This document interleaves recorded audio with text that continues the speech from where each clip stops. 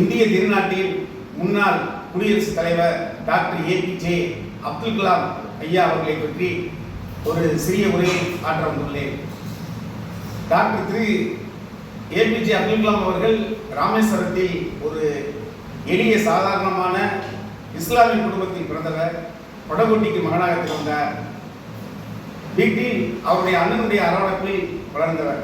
இவருடைய பள்ளி படிப்பு ராமேஸ்வரத்திலே இருந்தது. அதன் பிறகு உயர்கல்விக்காக ராமநாதபுரம் வந்தார். ராமநாதபுரத்தில் உயர்கல்வியை முடித்துவிட்டு கல்லூரி படிப்புக்காக திருச்சியில் வந்து இளங்கலை இயற்பியல் பட்டத்தை பெற்றார். திருச்சியில் இளங்கலை முடித்த பிறகு சென்னையில் சென்று படிக்க வேண்டும் என்று தன் அண்ணனிடம் கூறினார். அண்ணனோ அந்த அளவுக்கு பொருளாதார வசதி நம்மிடத்தில் இல்லை, வேண்டாம் என்று அண்ணன் கூறிய போது அவருடைய அக்கா தன்னுடைய வலைகள் அனைத்தையுமே அடமான வைத்து உயர்கல்விக்காக சென்னை MIT-யில் விண்வெளி ஆராய்ச்சி படிப்பை மேற்கொண்டார். அதன் பிறகு முதுநிலை படிப்புக்காக IIT-யில் சேர்த்து படித்தார். படித்து முடித்தவுடன் 1960ஆம் ஆண்டு DRDO-யில் ஒரு விஞ்ஞானி பொறியாளராக படிப்பித்தார். அதன் பிறகு 1963இல் ISRO-வில் பல்வேறு உயர் பணிகளை மேற்கொண்டார். அதன் பிறகு இவருடைய தலைமையில் 1980ஆம் ஆண்டு SLV-03 ரோகிணி 1 என்ற விண்கலம் விண்வெளியில் ஏற்றப்பட்டது. அதன் பிறகு 1999ஆம் ஆண்டு பொகரின் ஆயுதம் இந்தியாவுக்கு மிகப்பெரிய சகாப்தமாக விளங்கியது. உலக நாடுகளே கண்டு நம்மளை கண்டு விளங்கியது. அந்த அளவுக்கு டாக்டர் ஏபிஜே அப்துல் கலாமுடைய ஆராய்ச்சி உலக அளவில் நமது இந்திய திருநாட்டை உயர்த்தியது. அதன் பிறகு இவர் வாங்கிய பட்டங்கள் ஏராளம். 1980ஆம் ஆண்டு பத்மபூஷன், 1987ஆம் ஆண்டு பத்ம விபூஷன் என்ற விருதை பெற்றார். 1997ஆம் ஆண்டு தேசிய ஒருமைப்பாட்டிற்காக இந்திரா காந்தி விருது வழங்கப்பட்டது. அதன் பிறகு 1997ஆம் ஆண்டு வீர சவர்க்கார் விருது போன்ற 16 விருதுகளை வாங்கினார் டாக்டர் ஏபிஜே அப்துல் கலாம் அவர்கள். அதன் பிறகு இவர் எழுதிய நூல்கள் என்றால் அக்கடி சிறுகள், இந்தியா 2020 போன்ற இளைஞர்களுடைய மனதில் எழுச்சி ஊட்டக்கூடிய பல்வேறு நூல்களை இயற்றியுள்ளார்.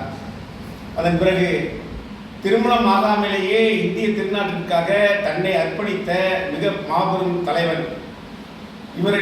இளைஞர்களிடம் அதிக மரியாதையும் மதிப்பு கொண்டிருந்தால் எதிர்கால இந்தியா இளைஞர்கள் கையில் தான் உள்ளது. எனவே இளைஞர்களிடத்தில் உயர்கல்வி வேண்டும், அனைவரும் கல்வி கற்றலாக திகழ வேண்டும், இந்திய நாடு உயர வேண்டும் என்று அறுபாடு பெற்றார்.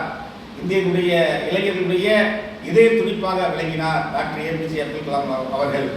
அவர்கள் இதயத்தில் ஒளி தீபமாக விளங்கினார். அறிவியல் மனப்பான்மை கருத்துக்களை அவர் உள்ளத்தில் புகுத்தியவர் டாக்டர் ஏபிஜே அப்துல் கலாம் அவர்கள். அவருடைய வாழ்வில் எவ்வளவோ உயர்ந்த பதவிகளும் உயர்ந்த விருதுகளும் உயர்ந்த நூல்களும் இயற்றியுள்ளார். இருந்தாலும் உங்களுடைய வாழ்நாள் சாதனை என்று விளங்கிய பொழுது அவர் ஒரு நாள் கூறினார், நான் ஹைதராபாத்தில் ஒரு கல்லூரியில் உரையாற்றி கொண்டிருக்கும் பொழுது எவ்வளவோ எண்ணற்ற மக்களுக்கு நடுவே அப்பொழுது ஒரு ஊனமற்றவருடைய பெற்றோர் எழுந்து கூறினார்கள், என்னுடைய மகள் கால் நடக்க முடியாத அளவுக்கு கையில் ஒரு செயற்கை காலை பொருத்தி கொண்டு நடக்கிறாள், அதுவோ 16 கிலோ 20 கிலோ இருக்கிறது, தூக்கி கொண்டு நடக்க முடியவில்லை என்று.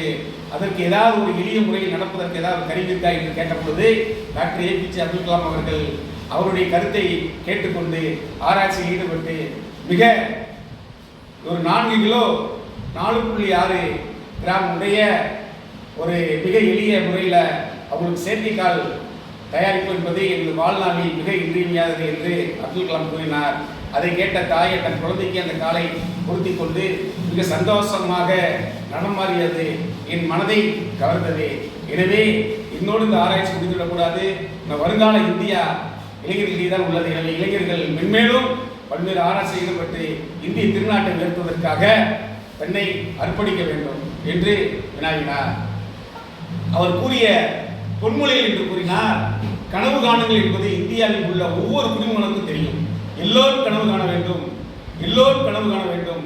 கனவு என்பது தூக்கத்தில் வருவதல்ல, நாம் நினைத்த காரியம் நடக்கும் வரை அதை நினைத்துக் கொண்டே இருப்பதுதான் கனவு என்று கூறிய ஒரு மாபெரும் தலைவர். பிரச்சனை வரும் காலங்களில் பிரச்சனை உங்கள் மீது விழாமல் பிரச்சனை மீது நீங்கள் அதிகம் ஆதிக்கம் செலுத்த வேண்டும் என்று கூறிய தலைவர். மற்றும் அது மட்டும் இல்லாமல் நாம் இருக்கும் இடத்தில், பணிபுரியும் இடத்தில் நாம் சிறப்பாக செயல்பட வேண்டும் அல்லது அந்த இடத்தையே சிறப்பாக்கிக் கொள்ள வேண்டும் என்று கூறிய ஒரு உயர்ந்த தலைவர். எனவே நாம் இந்த டாக்டர் ஏபிஜே அப்துல் கலாம் அவர்கள் இந்திய திருநாட்டின் மீது கொண்ட பற்றையும் இந்திய இளைஞர்கள் மீது கொண்ட பற்றையும் நாம் ஒருபோதும் மறக்கக்கூடாது. அவர் கண்ட கனவை நாம் நினைவாக்குவோம். இந்தியாவை உயர்த்த பாடுபடுவோம். இந்தியாவை உயர்த்த அனைவரும் துணை நிற்போம். நன்றி.